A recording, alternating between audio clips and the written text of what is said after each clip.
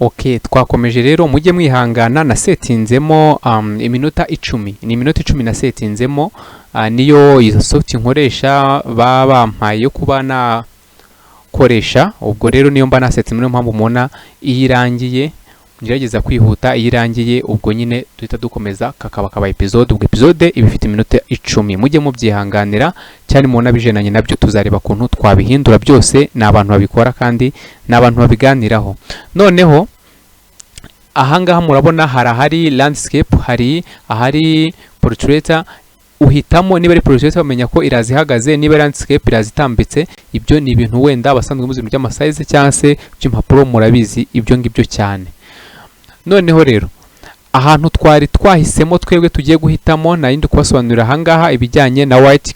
Ahangaha ni ibijyanye na mode color ugiye gukoresha. Dukoresha RGB, niyo dukunda gukoresha muri zino machine za Windows, ariko iyo ari machine za Mac cyangwa se Apple kukagira amakara menshi yatandukanye, uhitamo iyi CMYK.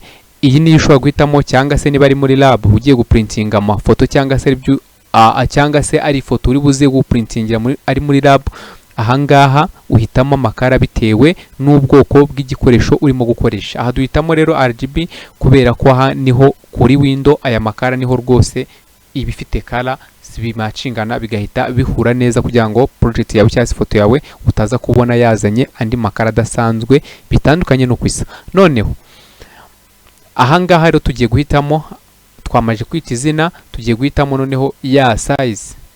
Hano urabona duhisemo kuri video kuko niyo foto tugiye gukora nijyanye n'ibyo tugiye gukora by'iyo foto, kuko ni cover dukeneye jya kuri video. Aha rero video zigira ama size agiye atandukanye, nabyo sinzi niba ntabisobanuye, ariko turi kuri resolution niba ntarabisobanuyeho ubwo abatarabyumvisha songera tubigarukeho ibijyanye n'izi resolution. Ahangaha turi kugira inama size ya video. Aha ni ibijyanye na urabona 1920 ku 1800 ku 1080. Iyi ngiyi ni full HD. Noneho HD itari full ni 1000, itari HD ni 1000 ni 1280 kuri 720.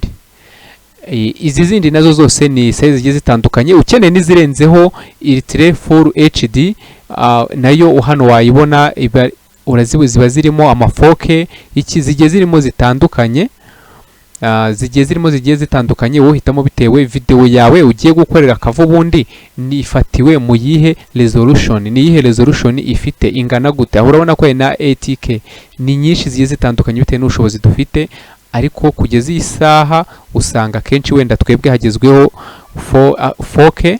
Izi 4K nizo zigezweho kubijyanye n'ama videos, ariko hano ama 8K ni gake cyane, ni bake bari kuyakoresha bitewe na resolution cyangwa se n'ama TV tuba dufite cyangwa se n'iby'ibikoresho bitandukanye tuba twafatishije izo video zacu. Noneho rero aha nge nahisemo full HD. Uhitamo full HD urabona ko za resolution zizazizana hano pixel zitazizana ahangaha, uburebure buhagarikiye ukabibona. Resolution yo kwa 72 yo byanashoboka ushaka gushyira cyo gashyira na 300 kugira ngo bize gutanga quality. Ubwo ni nk'umuzenguruko wose cyangwa uze gutanga quality y'ifoto ugiye kuba wakora cyangwa se urupapuro rwawe rugiye kuba rwaba rufite. Ibyo tubisoje rero twamaje no kwita izina, duhita tuza hano kuri create. Tukimara create ngo urupapuro twasabye n'urunguru nirwo tubonye. Aha rero impamvu bashyiraho aya marati wanayimura bigakunda akimuka akajya ahandi. Izi late rero impamvu ziri ni ukuvuga ngo byiza zikwereka iby'ingenzi wowe ugomba gukora, bigomba kugaragara, bigomba kuzamo hano hagati hagati imbere y'iyi mirongo. Inyuma rero nubwo byarengaho ugaheza n'ubundi nka cover bisanzwe, ariko iby'ingenzi bigomba kuza hano uko bateganya ko hari igihe birenze amarate, hari igihe uzajya kuyipostingaho kuri ya video ugasanga bitewe nuko video ikoze ntibimacinganye 100% ngo bihure muri zo, ugasanga hari ibintu ubuze. Kubera iki wagiye kubihagika hano hejuru kandi byakabaye biza hano hagati nyine mu rupapuro nyirizina. Murabizi ko no muri Word kuba biziho haba hari amarate, usiga umwanya w'aho urupapuro niba uruprintinze ugomba kurufata, ugomba umwanya wo gufata nyine ku rupapuro kugira udafata mu bintu wanditse, ntabwo wabona uko bisoma. Ibyo ni ibintu bisanzwe bizwe. Dukomeze rero, aha twabonye udukoresho tugiye dutandukanye. Ahangaha dore ubwako ugiye unakazaho bakwereka kuntu gakora kuri Photoshop, bakwereka kuntu gakora. Akurabona akamaro kako nukwigizayo. Okay, nukwigizayo urabona nukugenda ujyana niba ari foto wasizeho cyangwa se ikindi kintu kugenda ukigizayo ukijyana ku ruhande ukagitereka ku ruhande ushaka.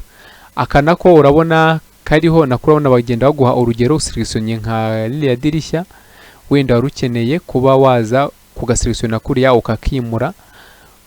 Ni twinshi tugiye dufite buri kintu ibintu byo bitandukanye, ariko ukiza muri Photoshop inyinshi Photoshop zirabikwereka. Nk'ako urabona icyo kamaze ubu ni kariya karabo wenda ukeneye guselectiona akaba ari guteruramo ukagatereka ahandi hantu. Ni ibintu byumvikana. Aha naho iyi ni cut, kuba wakatinga ifoto cyangwa se ukayiha size ushaka, ni nko kucroppinga, ni crop. Biba binanditseho rwose icyo akantu kamaze n'icyo gasobanuye. Hano hasi uranabibona nabyo, create, place, hold, formats, form, images. Ni ibintu bigiye byumvikana, ni ibintu nyine biba byigaragaza, ariko byose tugenda tubicamo mbasobanurire, tunabikoreshe turebe bya bintu bikora gute, ese bigenda bite. Reka twikomereze gushyira iki tuzinduye rero. Utu two ni twinshi, turajya dukoresha tumwe tugiye dutandukanye muri utu ngutu. Ibyo ntimuze kubitindaho, ahubwo nuko icy'ingenzi tuno natwo tuzafata igihe cyo kugira ngo tutwige ukwatwo murusheho kutubona. Tugiye kuzana rero ya mafoto yacu twari dufite. Ubwo amafoto yacu yarabitse ngaya hano muri iyi folder ya picture. Ubwo tugiye kwinsansingamo ya mafoto yacu tuyazane kuri rwa rupapuro. Ndaza nyikande ifoto, nkande ibumoso bwanjye ngumisheho, noneho moving suri yanjye nzanemo ya foto aho igomba kujya. Urabona ya foto yanjye ko yaje kuri rwa rupapuro rwanjye. Ka kantu ni nkakoresha ngaka, ni nkakoresha nkuko mwabonye icyo gakora. Uba ushobora kumuvinga ya foto ukayijyana aho ushaka kuyimuvinga. Nuko ukanda ibumoso bwawe ukagumishaho kuri left click, noneho ukamuvinga suri ugifasheho. Iyo urekuyeho ubwo aho yirekeye naho ngaho bigiye kujya. Dusubireyo nanone, tuzane iyindi foto, iyi ngiyi nayo twabashe. Nayo urabona ko yaje. Iyo ukiyizana rero ari iya kabiri nkuko ibijemo hano, bagusaba ese urabyemera igumemo urayikuramo, urabyemeje igumemo cyangwa ntago uyishaka ivemo. Ubwo ndabyemeje ko nkeneye kigumamo. Nibwo mbona bwa burenganzira twa tuntu tuba turiho hano dushobora gutuma nyizamura nkayegeranya cyangwa se nkajyana ukundi cyangwa nkanayigizayo kwa kundi. Ni ibintu byumvikana hano. Okay, iyo ugize icyo uyikoraho barongera bakagusaba nanone aho uyishyize niho ukemeza yego kuri karaga fresh. Noneho tuzanemo mbere yuko tuzanamo indi foto, reka tubanze dushyire twaranjinge izi foto zacu uko zijemo hano, kuko mbere yo kuyizanamo uba wamaje no gutegura mu mutwe uko ugomba kuza kubikora nuko ukeneye kuza kubyaranjamo. Iyi foto rero urabona kundi kwigira nini, ndi gukanda ibumoso bwanjye kuri suri, noneho nkaza nkashyira kuri tuno tudomo tugiye turi mu nguni, nitwo dutuma nyigira nini cyangwa se nkayigabanya. Nayigabanya cyangwa se nkayongera bigakunda. Ubu rero ngiye kubanza nyigire nini. Okay, ngiye kubanza nyigire nini, nyegereza hamwe. Mwabonye ko kuri ya foto hari hariho akeru kagenda gasaguka ahagana hejuru kuri ya foto. Ngaka rero niko ndi gusigaho. Aha, noneho mbyemeze ko ariho nemeje ko igomba kuguma. Noneho nze no kuri iyi nayo mpita nongera nkayikandaho uko. Ariko iyo uri kuyikandaho ukabona ntibiri gukunda, uza hano hari ikintu twita amaleya layer. Ahangaha urabona byanditseho layers. Uraza rero urabona buri foto iyo uyikanzeho urabona ko ka kantu gahise kimuka, bigaragara ko ariyo ngiye gukoreraho. Urabona n'indi nayo nuko nguko nayo gahita kagaruka kugira ngo ubone ukuyemezaho. Isomo rya mwatangiye kubyumva. Reka mbabwire ko noneho rero tugiye kugaruka muri episode yindi ikurikiye, noneho naho tukarushaho gukora iyi projet yacu ikarangira, mukareba kuntu kameze, mukareba kuntu bikorwa. Byose ndabizi ko ni ibintu rwose bigomba kuzajya bibafasha, kandi namwe kwebyaza umusaruro mu gushaka amafaranga ku buryo bumwe cyangwa ubundi. Icyo utumvishije wambaza cyangwa ukanyandikira ukeneye kubyiga byihariye cyane kugira ngo umenye kurushaho. Nshimira wowe rero ukora subscribe kuri channel yacu, kandi nawe utarayikora nkubwira ngo nicyo gihe kugira ngo ujye ukurikirana amasomo yacu, tubane gatanu ku kandi. Ndabakunda cyane. Bye bye, naho muri episode yindi ikurikiye.